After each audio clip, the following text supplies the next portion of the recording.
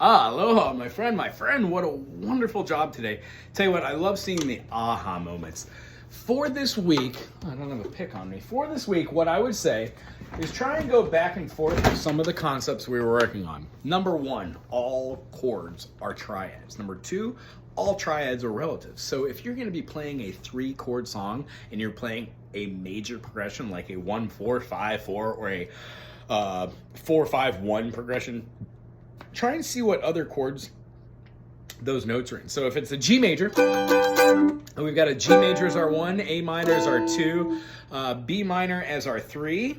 What is that? B, C major is our 4, D major is our 5, E minor is our 6, and then our diminished is being the F sharp diminished, and going back to G, 7 to the 1.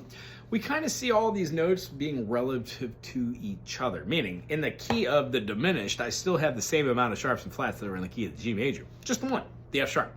When we see that G major and A minor are, not A minor, E minor, G major, E minor are relative, it makes more sense to play the chords that are super close to each other. So for this week, I would say play your chord that you know as being your root, your major. Let's just pick a random one. How about F? F major here or F major here. It would make sense when we're doing this to see this F major as being able to be playing a D major as well. So that's a D minor. Here's a D minor. When we play a D minor and we switch to an F, look how super close these chords are to each other. And what happens is we start using fingerings that are very, very comparable and very, very similar to each other to overall make the fretboard and moving from one quadrant to the other easier. So a good idea, maybe play C major down here and then play a C major up here. If we're doing an atonal groove,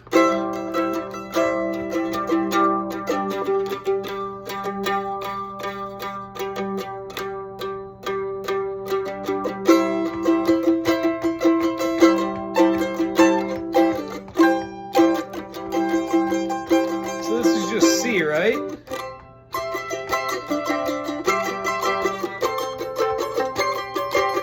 Just moving around with a couple different notes, but it's all in the key of C. Once you kind of drone that, try and play a chord, then a lick.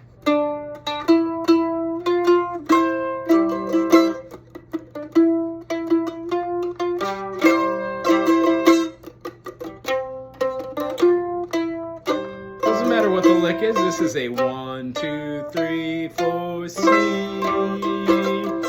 2, 3, 5, 4, C. 1, 5, 2, 0, 1.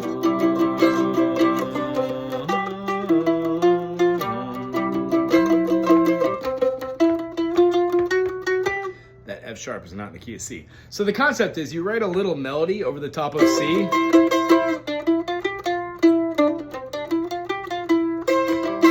And then you play that same thing with the 2-chord melody and see if it still works. C and G. C.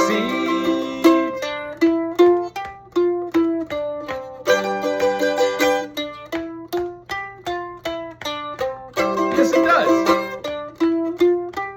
So we get to tell ourselves that when we do it in G, that same lick has an F in there, so that would be a G mixolydian modal movement. It's okay you're not playing the F sharp in the key of G because it's relative to what you're also doing in the key of C. This happens with every key. The reason why we have relative chords, there's only 3 majors, 3 minors, and a diminished. Therefore, the seniority of that chord, major or minor or diminished, works well. The only time we have augmented chords is when we're talking about minor harmonic patterns and progressions, and we're going to talk about that concept next week.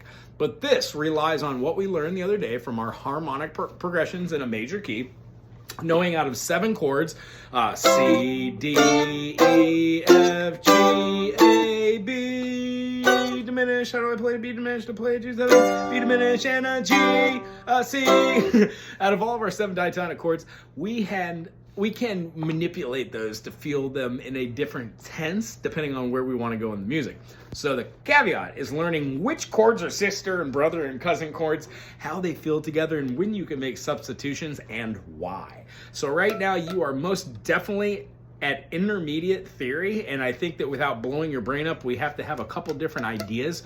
So I'm going to bring a song to the table next week and discuss what the modal movements are and simple chord progressions are. Okay, if you have an idea for a song you want to learn, bring it to the table. Otherwise, I'm just going to pick a random one out of the whole caveat of awesome mandolin music. It's good seeing you. Make sure you do your major to your minor. When you're doing your major, D major, and then you realize that you generally jump to like a B minor, find a different way to play the same B minor so you're exhibiting the same notes, but it's closer to the chord that you were previously playing, so your fingers don't have to jump around the fretboard.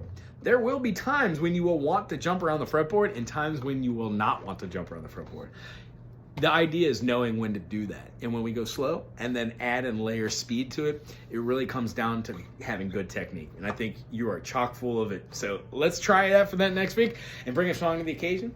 And I will see you then. Aloha.